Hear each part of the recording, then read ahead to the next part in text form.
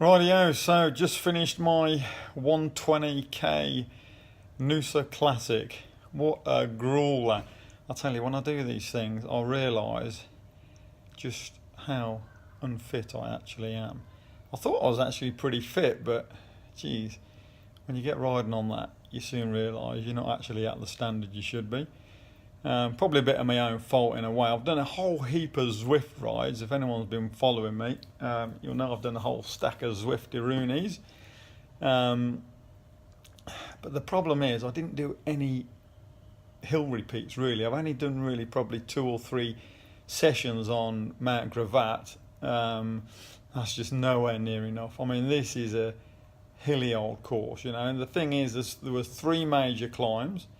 So the first one was about, I don't know, 5-6 k's in, and that wasn't so bad. I actually led up there. That was nice. I was in a nice rhythm. Felt good on that. The second one went up there, no dramas. I was on the back of the group there, but I stayed in contact, and I thought this is doing all right. But 95 k's in was the grueler, Kutharabra climb, and I got dropped there. I always get dropped on a hill somewhere, and that was it. That is my nemesis, that bloody climb. I just cannot stay in contact, no matter whether it's at the start of the ride or in this case at the end of the ride. I just can't stay in contact on that climb. I tell you, my legs were shot when I hit that climb. Honestly, I do not know how I got up there. It's 3.5 k's or something, 3.4 k's. I don't know how I got up that hill. I tell you, my legs, you know that feeling when you're cramping and your thighs are like bubbling, there's like little bubbles coming up. I feel like bloody cricket balls popping out your legs. Well, that was what I was like at the start of that climb, and I do not know how I got up it. I tell you, that was a gruel. That is the worst I've ever felt on any climb, ever. But having said that, the conditions were crappy. So I got up this morning at about 5:15. Get ready, leaves the apartment because we're staying up here at Noosa. So I leave the apartment at about 6:10. It's a 7 o'clock kickoff.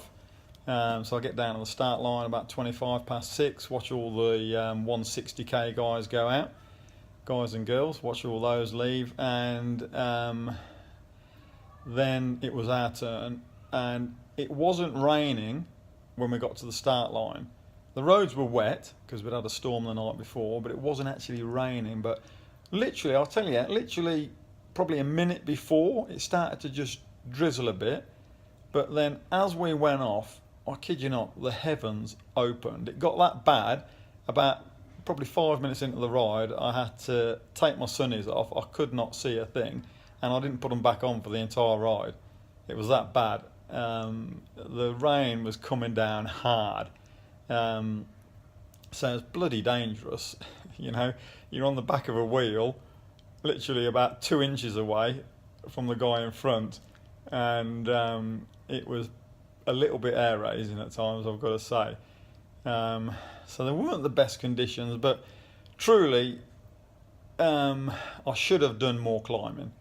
If you're going to do one of these classics, especially this one, the Noosa Classic, it's right through, goes through Kenilworth and all the rest of it, and it's just hilly. So although there were 3 major climbs, the rest of the course, they're just constant undulations. So you're just constantly going up, down, and they might only be for, say, 200, 300 metres, half a k long, you know, not averaging much, maybe 4 or 5%.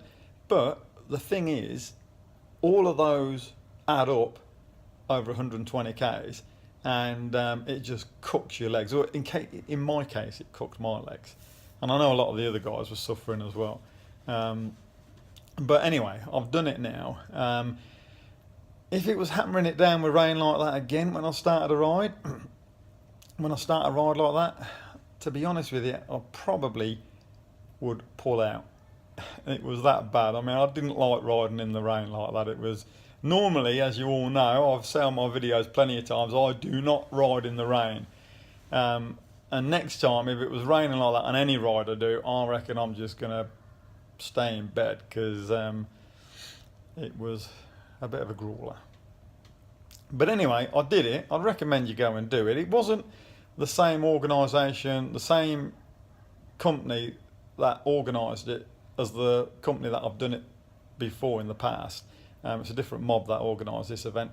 Personally, I don't think it was organised as well, but I mean, it was all right. It was okay, you know. The roads were as rough as guts. But anyway, it's all done now. Got round in 4 hours. So that was 120k, so what's that, about 30k average. And then the first of the 160k guys, he came in about 3 minutes after me. So, but he left at 6:30, so he left 30 minutes before, 35 minutes before us. So he had a good ride. He'd probably averaged 33 or something, but you couldn't really hammer it. You know, it was pretty bad, the conditions. I mean, even when for the brief time it stopped raining for maybe, I don't know, 10, 15 minutes, and the sun actually came out, and I thought, oh great, this will be all right. But even then the roads were still wet, and there's just stacks of puddles everywhere. So you're riding behind the rider in front of you, and you're just getting sprayed with everything. I mean, I was just black when I looked like I'd done a mountain bike course, not a road bike race. But look, it's all done. I enjoyed it. I advise you get out there and give it a go. But for now, I just spent the last 2 hours lying down, recovering, and I might nip down now and have a coffee. So, adios, amigos.